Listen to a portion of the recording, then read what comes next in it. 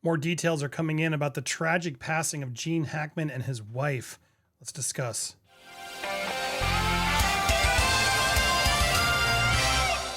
Welcome to Popcorn Planet. I am Andy Signore, and it is such a tragic story to learn about the passing of Gene Hackman and his wife.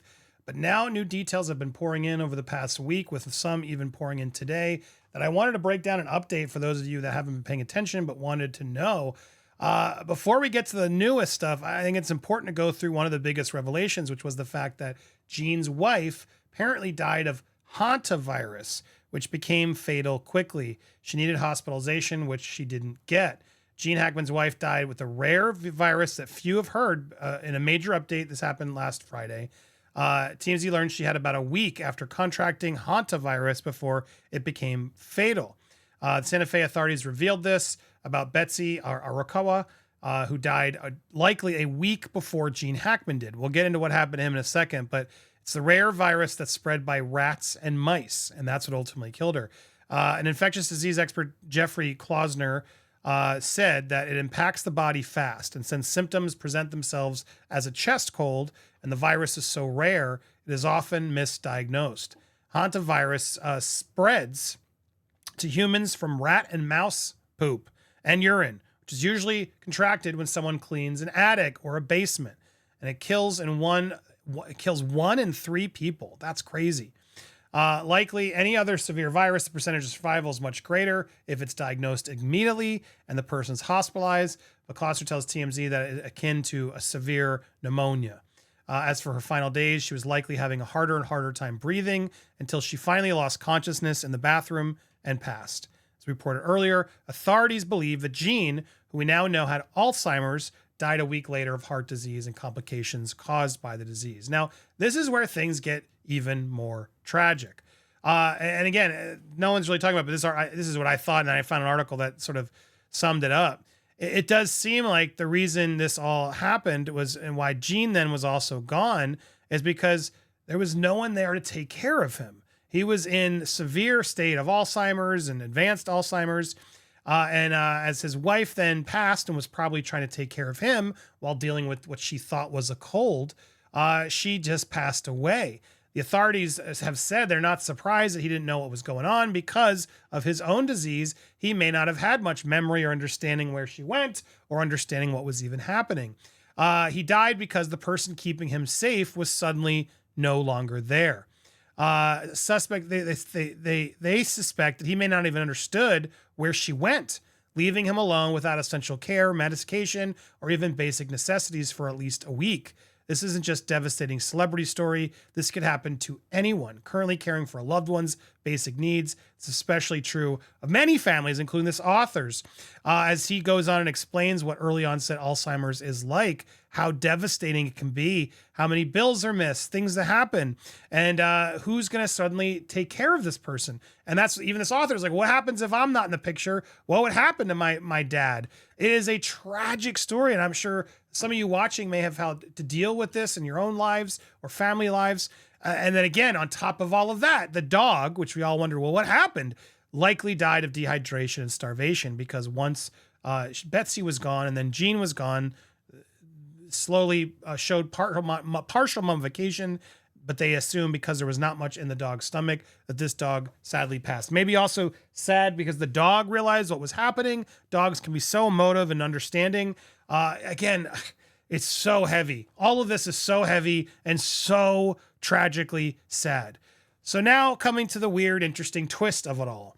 The will. The kids not being mentioned in the will. So now more details are coming, and now the kids have stepped up and want to know why they weren't in Gene's will. Apparently, Gene's will was designed so Betsy would get everything. 2-time Oscar winner left every penny of his fortune to his wife, but there's a twist. A legend made Betsy his sole beneficiary back in 1995, according to the docs, which is a long time ago, mind you. But his kids were old enough at that point. He made his decision.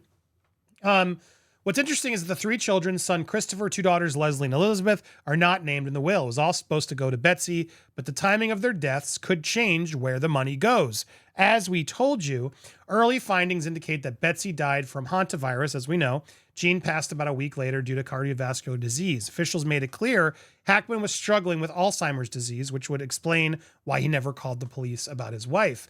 Betsy's will leaves most of her assets to Jean, but there's a provision which says if they died within 90 days of each other, smart provision to put in there in case both people are murdered, which they call a simultaneous death. And in that case, her will provides all of her assets would go to charity. So even she was like, Jean's kid's not getting anything. If we both die and it comes to my stuff, it's not going to his kids. But sad. Says a lot to what sort of the dynamic of that family, I guess, must have been. New Mexico is a community property state, so assuming there's no prenup, Betsy's entire estate could have a lot of money, and her share will all just go to charity. They don't say which charity, but she now chooses to send it where go put it there.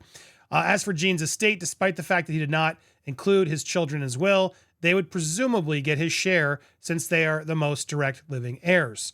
Andrew Kazakhstan, a prominent California trust attorney, has reportedly been hired by Jean's son, Chris, the oldest sibling, indicating he may challenge the will.